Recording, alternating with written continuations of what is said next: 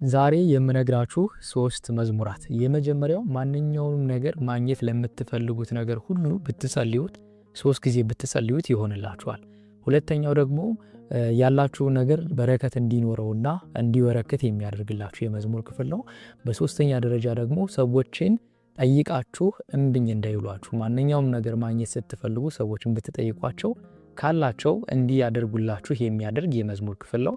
በሶስተኛ ደረጃ ደግሞ ማንኛውም ጉዳይ ለማስፈጸም ብትጸልዩት የሚሆንላችሁና እንዲሆን የሚያደርግላችሁ የመዝሙር ክፍል ነው። በስመ አብ ወወልድ ወመንፈስ ቅዱስ አሐዱ አምላክ። ተወዳጆች እንደምን አላችሁ?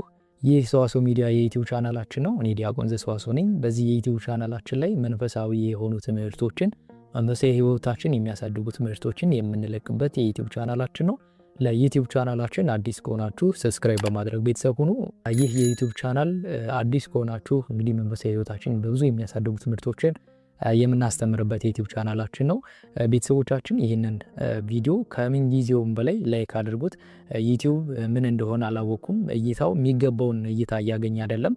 የምለቃቸው ትምህርቶች የሚገባውን እይታ እያገኙ ስላልሆነ እናንተ ላይክ ስላደረጋችሁት ደግሞ ዩቲዩብ ሳጀስት ስለሚያደርገው በደንብ እንዲታይና ሰዎች ጋር እንዲደርስ ያደርገዋል ማለት ነው። ስለዚህ ከማንኛውም ጊዜ በላይ ይህን ቪዲዮ ላይክ አድርጉት። ስትጀምሩ ላይክ አድርጉት። ኢትዮጵያ ውስጥ ከሆናችሁ ደግሞ ቪፒኤን አብርታችሁ ተመልከቱት።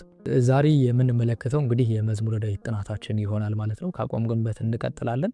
እንደሚታወቀው መዝሙረ ዳዊት ክፉ ሰዎችን መልካም እንዲሆኑ የሚያደርግ እንዲሁም ደግሞ ክፉ ልቦና እንኳን ካለን እኛን እያራራ ወደ እግዚአብሔር የሚያደርስና ቅን ልቦና እንድንይዝ ከሚያደርጉ የጸሎት ክፍሎች መካከል አንደኛው መዝሙረ ዳዊት ነው። መዝሙረ ዳዊት የሚጸልይ ሰው በአጠቃላይ እድሜው ረጅም ነው። ነገሮች ሁሉ የተባረኩለት ይሆናል። የሚናገረው አንደበቱ ጣዕም ያለው ይሆናል። የሚፈልገውን ነገር እግዚአብሔር በቸርነትና በምህረቱ እንዲያገኝ ይረዳዋል። መዝሙረ ዳዊት የኃጢአት ማስተስሪያ ለስጋዊ ነገሮቻችን ሁሉ መጠቀሚያም ጭምር ነው።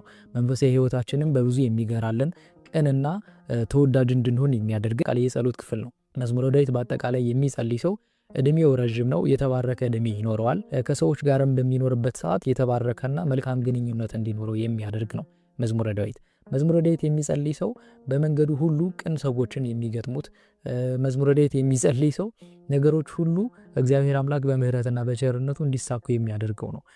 መዝሙረ ዳዊት በአጠቃላይ መልካም ስብዕና እንዲኖረን ያደርጋል። ክፉ ሰዎችን ከኛ ያራቀ መልካም ሰዎችን ወደኛ የሚያቀርብ እንዲሁም እኛን ደግሞ ክፉ ባህሪያችንና ክፉ ልማዳችን ክፉ ኃጢአታችን ሁሉ እያራቀ መልካምና ወደ እግዚአብሔር እንድንቀርብ የሚያደርገን የጸሎት ክፍል ነው መዝሙረ ዳዊት። ስለዚህ እስከዛሬ መዝሙረ ዳዊት የማትጸልዩ ሁላችሁም መዝሙረ ዳዊት እንድትጸልዩ እግዚአብሔር ስም በቅዱስ ዳዊት ስም እጠይቃችኋለሁ። መዝሙረ ዳዊት የሚጸልይ ሰው ብዙ ጊዜ ጭንቀት የሌለበት ሰላማዊ የሆነ መልካም የሆነ ግንኙነት እንዲኖር ያደርጋል መዝሙረ ዳዊት እና ቅዱስ ዳዊት 7 ሀብታት የነበሩት ናቸው። የመፈወስ የሀብተ ክህነት የነበረው ሰው ነውና ሁላችንም ደግሞ እግዚአብሔር አምላክ እንደ ምህረትና እንደ ቸርነቱ በዚህ ዘመን የሰጠን የጸሎት ክፍል አንደኛው መዝሙረ ዳዊት ነውና መዝሙረ ዳዊት ስንጸልይ ብዙ ነገሮቻችን እየተስተካከሉ ክፉ ልማዶቻችን ከኛ እየራቁ መልካም የሆኑ ነገሮችን መልካም ስብዕናን ቢውልድ እያደረግን እያሳደግን እንድንመጣ ይረዳናል። ከእግዚአብሔር ጋር መልካም ግንኙነት እንዲኖራችሁ የምትፈልጉ ከሆነ ሁልጊዜም ቢሆን መዝሙረ ዳዊት ጸልዩ። መዝሙረ ዳዊት ያንን ያደርጋል። ምክንያቱም መዝሙረ ዳዊት በራሱ ገነት ውስጥ እንድትኖሩ የሚያደርግ ነው። መዝሙረ ዳዊት ከእግዚአብሔር ጋር መልካም ግንኙነት እንዲኖረን የሚያደርግ ነው። ቅዱስ ዳዊት ኃጢአት ሰርቶ እንደ ሕፃን ልጅ የሚያለቅስ ነው የነበረው። መዝሙረ ዳዊት የሚጸልይ ሰው ደግሞ ይላል አንድ ሊቅ ሲናገር፣ እንደውም በቤቱ መዝሙረ ዳዊትን የሚጸልይ ሰው ደብዳቤ ለንጉሱ እንደሚልክ ይመስላል። በቤተ ክርስቲያን መዝሙረ ዳዊትን የሚጸልይ ደግሞ ከንጉሱ ጋር አፍ ለአፍ የሚነጋገር ይመስላል ይላልና መዝሙረ ዳዊት በተቻላችሁ መጠን ባላችሁበት ሆናችሁ መጸለይ ይገባልና ብዙ ነገሮችን እንዲስተካከሉላችሁ የምትፈልጉ ከሆነ መዝሙረ ዳዊት ጸልዩ። ሁሉንም ነገር ማስተካከል የሚችለው እግዚአብሔር ነው። እግዚአብሔርን በመዝሙረ ዳዊት ጸልያቶች ደግሞ እምብኝ የሚለው ነገር የለም።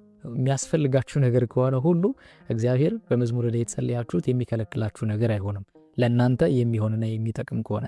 ስለዚህ መዝሙረ ዳዊት ጥናታችን እንቀጥላለን። ዛሬ መዝሙር 60 ነው የምንጀምረው። በነገራችሁ ላይ እነዚህን የመዝሙራት ክፍላት ከጨረስን በኋላ እንደ እግዚአብሔር ፈቃድ የመዝሙረ ዳዊት ትርጓሜውንም እንጀምራለን ብዬ አስባለሁ። ትርጓሜው በራሱ ሌሎች ሚስጥራቶችን ደግሞ በደንብ አድርገን እንድንመለከት ይረዳናል። ስለዚህ መዝሙረ ዳዊት እስከዛሬ ሳትጸልዩ ከሆነ በጣም ብዙ ነገር እንዳለፋችሁ ተቆጭታችሁ መዝሙረ ዳዊት እንድትጸልዩ በአምላከ ዳዊት ስም ጠይቃችኋለሁ። ለዛሬ የምንመለከታቸው የመዝሙር ክፍል 3 የመዝሙር ክፍሎች ነው። የመጀመሪያው መዝሙር 60፣ 61 እና 62 ይሆናል ማለት ነው። ቅዱስ እግዚአብሔር አምላካችን ከጅማሬ እስከ ፍጻሜ አብሮ እንዲሆን ቅዱስ ፈቃዱ ይሁንልን። ቅዱስ ዳዊት ረድኤት በረከት ደግሞ በሁላችን ላይ ይደርብን። አምላኩ ልመናዬን ስማ፣ ጸሎቴንም አድምጥ፣ ልቤ ተስፋ በቆረጠ ጊዜ ከምድር ዳርቻ ወደ አንተ እጮሃለሁ የሚል ነው የመዝሙር 60። ቅዱስ ዳዊት ሁልጊዜ መተማመኛው እግዚአብሔር ነው። የሚተማመነው በእግዚአብሔር ነው። በስልጣኑም አልተመካም፣ በተሰጠው የጦር ብዛትም አልተመካም፣ በነበረው ሀብት ሁሉም አልተመካም። ቅዱስ ዳዊት የሚመካው በእግዚአብሔር ነውና ሁልጊዜም ነገሩን የሚያሳስበው ለእግዚአብሔር ነው። እግዚአብሔር ደግሞ በድሉ እንኳን እንደ ሕፃን ልጅ ሂዶ ሲያለቀስ እግዚአብሔር ወዲያው ነው ጸሎትን የሚሰማው የሚቀበለውና መዝሙረ ዳዊት የሚጸልይ ሰው ልቡ የሚራራና ለሰዎች ትሁት የሆነ ስብዕና እንዲኖረን እንዲሁም ደግሞ መልካም ግንኙነት ከእግዚአብሔር ጋር እንዲኖረን ያደርጋል። እግዚአብሔርም ደግሞ ፈጥኖ ይሰማዋል። መዝሙረ ዳዊት የሚጸልይ ሰው በመዝሙረ ዳዊት እግዚአብሔርን ጠይቃችሁት ፈጥኖ ነው ነገሮችን የሚያስተካክልላችሁና ቅዱስ ዳዊት ምን ይላል? አምላክ ሆይ ልመናዬን ስማ እያለ ወደ እግዚአብሔር የሚያሳስብበት የመዝሙር ክፍል ነውና ይህ የመዝሙር ክፍል የመጀመሪያው የሚረዳን ወደ ማንኛውም ነገር ሁሉ ወደ ማንኛውም ጉዳይ ከመሄዳችሁ በፊት ይህን የመዝሙር ክፍል 3 ጊዜ ጸልያችሁት ብትሄዱ ይሆንላችኋል ነገሩ። ለምሳሌ ወደ አንድ መንግስት መስሪያ ቤት ሄዳችሁ ጉዳይ ለማስፈጸም ብትገቡና ሰዎች በጣም ክፉ ሰዎች እንኳን ሊገጥሟችሁ እንኳን ቢሆን ይህንን የመዝሙር ክፍል ጸልያችሁት ብትሄዱ ልባቸውን እግዚአብሔር በቸርነቱ አራርቶ ይጠብቃችኋል። ስለዚህ ይህንን የመዝሙር ክፍል ማንኛውም ጉዳይ ለማስፈጸም ስትሄዱ ለማድረግ ስትሄዱ ይህንን የመዝሙር ክፍል በጸሎታችሁ ላይ 3 ጊዜ ጸልያችሁት ጨምራችሁ ጸልያችሁት እንድትሄዱ ነገሮቻችሁን ደግሞ እንዲሳኩ ያደርጋችኋል ማለት ነው። ሁለተኛ ይህ የመዝሙር ክፍል የሚጠቅመን ከሰዎች ሁሉ ጋር በሰላምና በፍቅር እንድንኖር ያደርገናል። ከሰዎች ጋር በሰላም ግንኙነታችን እንኳን መልካም ስብዕና ያለው ነገሮች አንዳንድ ጊዜ አይታችሁ ከሆነ ሰዎች ጋር ስትዋሩ ስትነጋገሩ ያላላችሁትን እንዳላችሁ ሊተረጉሙባችሁ ይችላሉ።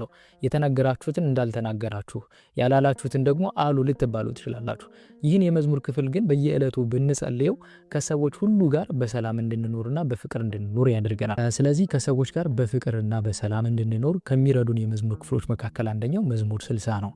ሌላ ይህ የመዝሙር ክፍል የሚረዳን ማንኛውም ነገር ለማግኘት ብትፈልጉ ይህንን የመዝሙር ክፍል 3 ጊዜ ጸልዩት።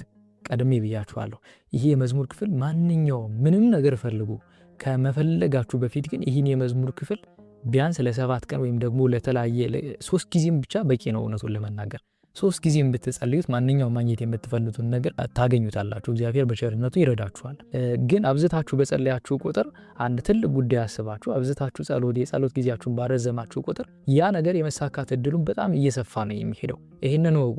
ቶሎ ነገሮችን ቸኩላችሁ ከማድረግ ይልቅ የጥሞና ጊዜ ወስዳችሁ ነገሮች ላይ ጸሎት ብትይዙባቸው የበለጠ ነገሮች እየተገለጡላችሁ ይመጣል። ይህ እኔ ራሴ በህይወት የሚያየሁት ነገር ነውና ረዘም ያለ የጸሎት ጊዜ ቢኖራችሁና ለጉዳዩ በደንብ አብዝታችሁ ብትጸልዩበት ነገሮች እንዲሳኩ ያደርጋል። እና ግን ማንኛውም የምትፈልጉት ነገር ምንም ይሁን መልካም ነገር ይሁን እንጂ የምትፈልጉት መልካም ነገር ከሆነ ይህን የመዝሙር ክፍል 3 ጊዜ ብትጸልዩ ነገሮች እንዲሳኩ ያደርጋችኋል ማለት ነው። ስለዚህ ይህን የመዝሙር ክፍል 3 ጊዜ ብትጸልዩት ማንኛውም ማግኘት የምትፈልጉትን ነገር እንድታገኙ እግዚአብሔር ይረዳችኋል። ስለዚህ ይህንን የመዝሙር ጸሎት 3 ጊዜ ጸልያችሁት ሂዱ፣ ውጡ ከቤታችሁም ስትወጡ። አንደኛ ሌላ ደግሞ ይህ የመዝሙር ክፍል የሚረዳን መንገድ ስትሄዱ የሚረዳችሁ የመዝሙር ክፍል ነው። መንገድ ከመውጣታችሁ በፊት ይህን የመዝሙር ክፍል ጸልዩት። ሌላው በተጨማሪ ደግሞ ይህ የመዝሙር ክፍል የሚረዳን አንድ ገበሬ ለምሳሌ አዝመራው ላይ በረከት እንዲኖረው ቢፈልግ የድሮ አባቶቻችን ይህንን ያደርጉ ነበር። አዝመራቸው ላይ ይህን የመዝሙር ክፍል ጸልየው አዝመራቸውን ይረጩት ነበር። ከዚህ በፊት ተጠይቄያለሁና ማንኛውም እየሰራችሁ ተላለው ስራ ደግሞ በረከት እንዲሆናችሁ የሚያደርግ የመዝሙር ክፍል ስለሆነ ይህን የመዝሙር ክፍል በየዕለቱ ብትጸልዩት መልካም ነው። ከዛ በተጨማሪ ግን አንድ ጉዳይ ለማስፈጸም ብያችኋለሁ ከዚህ በፊት። ሁለተኛ ደግሞ ከሰዎች የምትፈልጉት ነገር ይኖር። ለምሳሌ ሰዎች ገንዘብ ወስዶባችሁ ሊሆን ይችላል አልሰጣችሁ ቢሉና ኑሯቸው እምቢ ቢሏችሁ እግዚአብሔር